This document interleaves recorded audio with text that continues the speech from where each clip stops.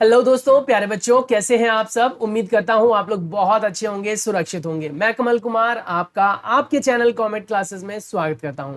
तो बच्चों, आज हम बात करने वाले हैं विज्ञान के पाठ नंबर 9 के बारे में, जिसका टाइटल है सजीव, उनकी विशेषताएं एवं आवास। यानी सजीवों की क्या क्या विशेषताएं हैं, कैसे वो निर्जीव वस्तुओं से भिन्न है, हमारे अंदर ऐसी ऐसी क्या क्या काबिलियत है जिसकी वजह से हम निर्जीवों से अलग है। जैसा कि हम सभी जानते हैं कि सजीव और निर्जीव वस्तुओं के बारे में बच्चों हमें बहुत पहले से ही सिखाया जाता है। जैसे कि आपके हाथ में अगर गेंद है तो वो एक निर्जीव वस्तु है, हम लोग सजीव हैं, कुत्ता बिल्ली सजीव है। अब हम किसी वस्तु को या किसी भी जीव जंतु को सजीव या निर्जीव कहते हैं तो वो कैसे कहते हैं, उनके बारे में जानेंगे। साथ ही हम जानेंगे कि हम किस प्रकार के आवास में रहते हैं। आवास का मतलब होता है बच्चों घर। हम कैसे घर में रहते हैं, क्या हम शुरुआत से ही पक्के मकानों में रहते आए हैं या फिर मकानों के भी अलग अलग अस्तित्व रहे हैं, उनके बारे में चर्चा करेंगे। साथ ही हम ये भी जानेंगे कि हम जो सामाजिक प्राणी हैं, यानी कि मैं और आप समाज में रहते हैं, वो किस प्रकार से सामाजिक बन पाए। तो चलिए विदाउट वेस्टिंग टाइम अपने इस चैप्टर को शुरू करते हैं, चैप्टर नंबर 9 को। हिंदी माध्यम के बच्चों के लिए ये हमारा चैप्टर नंबर 9 है, यानी कि पार्ट नंबर 9, सजीव, विशेषताएं एवं आवास। यानी सजीवों की विशेषताएं और सजीवों के आवास के बारे में हम पढ़ेंगे। पहेली और बूझो छुट्टियों में अनेक रोमांचक स्थानों की सैर पर गए। आप लोग भी बेटा जब छुट्टियां होती होंगी तो अलग अलग स्थानों पर जाते होंगे, अलग अलग प्रकार के जीव जंतु देखते होंगे। कहीं आप मछली देखते होंगे, कहीं आप कुत्ता बिल्ली देखते होंगे, कहीं आप भेड़ बकरियां देखते होंगे और कहीं पर आपने शेर भी देखा होगा।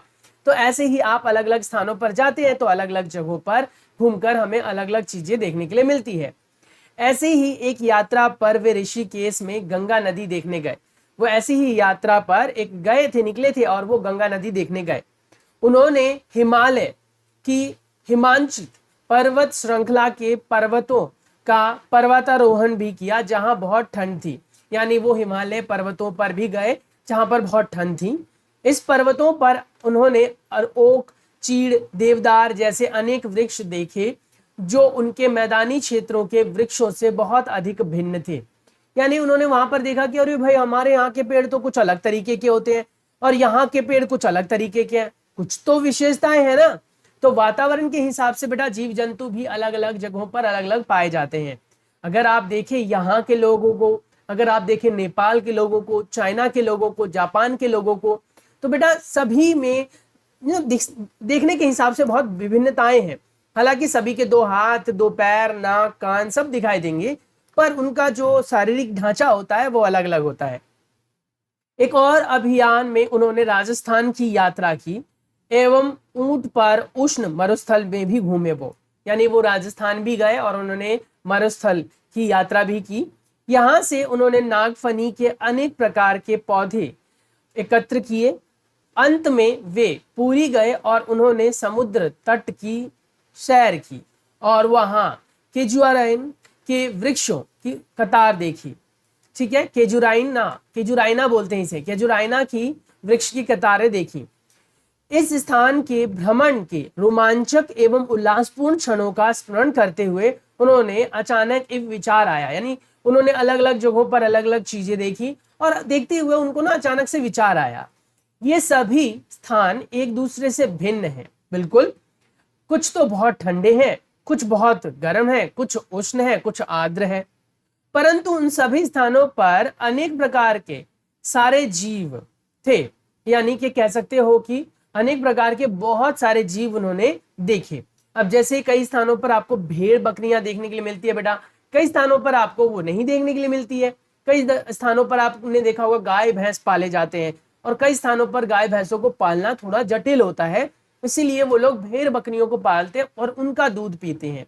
तो सिंपल सी चीज है कि अलग अलग स्थानों पर वातावरण के अंदर बदलाव की वजह से अलग अलग जगहों पर अलग अलग प्रकार के लोग, जीव जंतु और साथ ही बेटा पेड़ पौधे देखने के लिए मिलते हैं।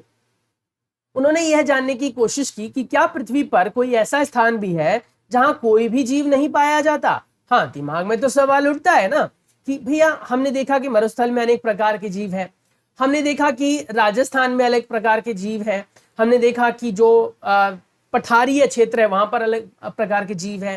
उसके बाद तटीय क्षेत्र होते हैं जहां पर पानी ज्यादा मात्रा में पाए जाते हैं बेटा, यानी नदी वगैरह, समुद्री इलाके, वहां पर अलग प्रकार के जीव है। तो उनके दिमाग में चला कि भैया ऐसा क्यों होता है। तो उन्होंने कहा कि अच्छा, अलग अलग जगहों पर अलग अलग प्रकार के जीव पाए जाते हैं। फिर दिमाग में सवाल उठता, अच्छा क्या हर जगह पर जीव पाए ही जाते हैं या कुछ ऐसे स्थान भी है जहां पर जीव होते ही नहीं। तो बूझो ने अपने घर के आसपास के स्थानों का अध्ययन किया। घर के अंदर उसने अलमारी एवं दरवाजों को देखा। उसने सोचा कि क्या इनमें कोई जीव या सजीव नहीं होंगे, परंतु उसे एक छोटी सी मकड़ी नजर आई। घर के बाहर भी वह किसी ऐसे स्थान के बारे में सोच नहीं पा रहा था जहां पर कोई जीव ना पाया जाए। पहेली ने दूर दूर के स्थानों के विषय में पढ़ना एवं सोचना प्रारंभ किया। उसे पता लगा कि लोगों ने तो ज्वालामुखी के मुख यानी मुहाने में भी सूक्ष्म जीवों की खोज की है, यानी उनको खोज निकाला है।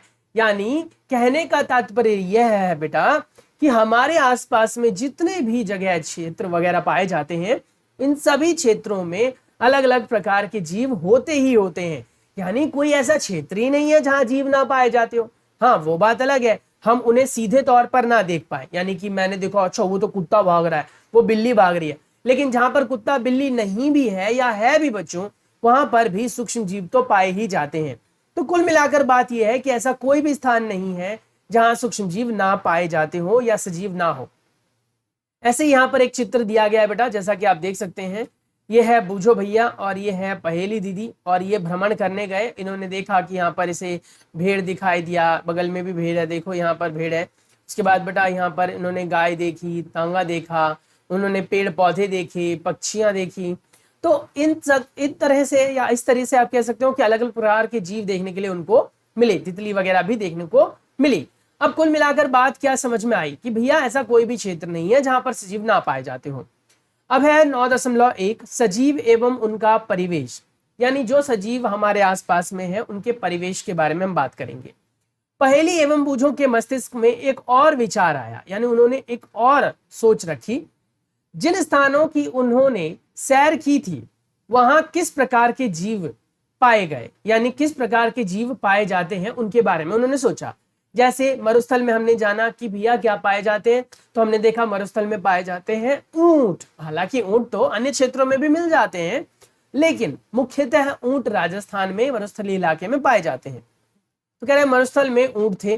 पर्वत पर बकरी और याक देखे उन्होंने, जहां पर ठंडा इलाका होता है तो वहां पर उन्होंने बड़े बड़े बालों वाली बकरियां, और साथ ही बेटा वहां पर उन्होंने याक देखा। पूरी के समुद्र तट पर केकड़े एवं अनेक प्रकार की मछलियां देखी उन्होंने, जिन्हें मछुआरे पकड़ रहे थे। साथ ही चींटियों जैसे अनेक छोटे जीव अलग अलग स्थानों पर उपस्थित थे।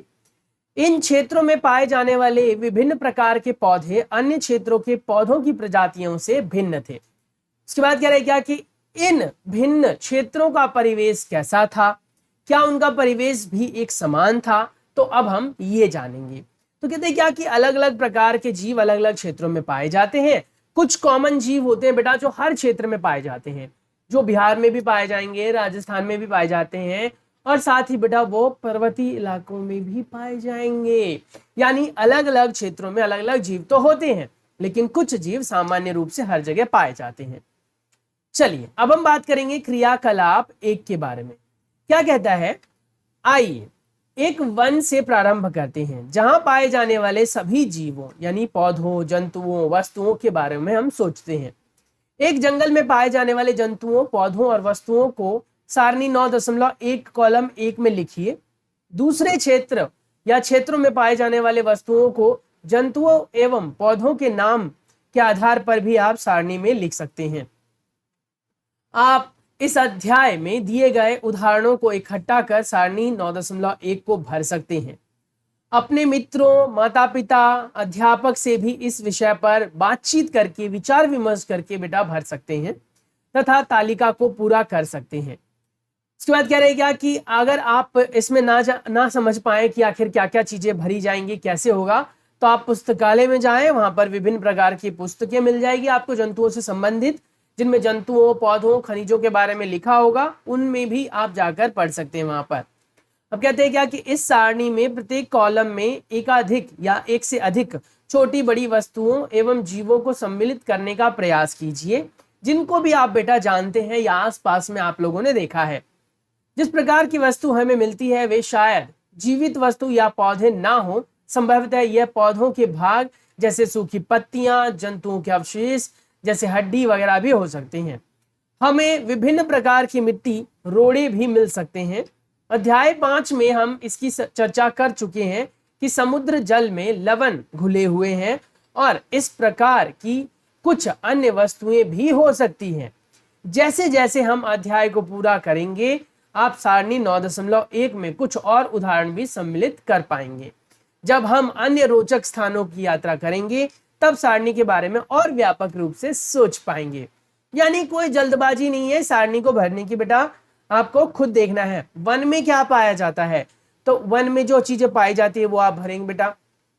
पर्वतीय क्षेत्र में, मरुस्थल में, समुद्र में या अन्य स्थान कोई भी याद हो, किसी विशेष स्थान पर आप गए हो तो वो भी आप यहाँ पर भर सकते हैं। अब ये तालिका भरने की कोशिश आप खुद से करें और अभी नहीं भरना है इसको, हम इसको बेटा चैप्टर के बाद में भरेंगे। जब ये चैप्टर पूरा कंप्लीट हो जाएगा तब आप भरोगे, जिससे कि कुछ और जीवों के बारे में भी जानकारी आपको मिल जाएगी। और अगर आपको व्यापक जानकारी होगी तो आपको बस टेंशन ही नहीं होगी, आप धड़ाधड़ भर दोगे। तो चलिए हम बात करते हैं हमारे इस भाग के बारे में, यानी सारणी 9.1 के भाग के बारे में।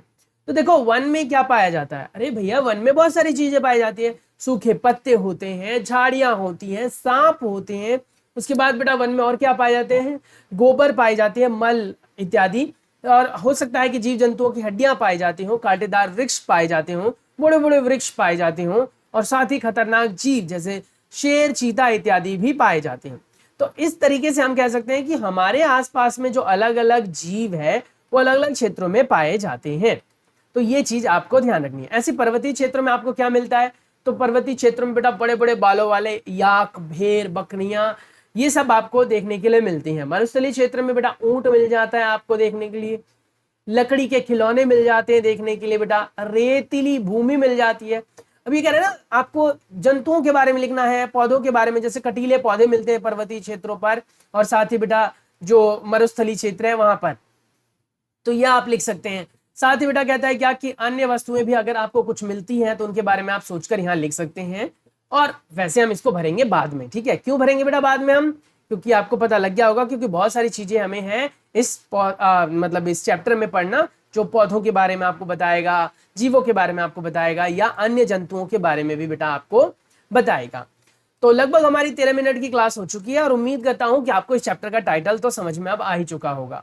तो कहते हैं क्या क्या आपको प्रतीत होता है कि इन दोनों कॉलम के जीव बहुत अलग प्रकार के हैं। इन दोनों कॉलम के मतलब कौन से, अनुकूल वातावरण के बारे में बात कर रहा है। देखो 9.2 आवास एवं अनुकूलन।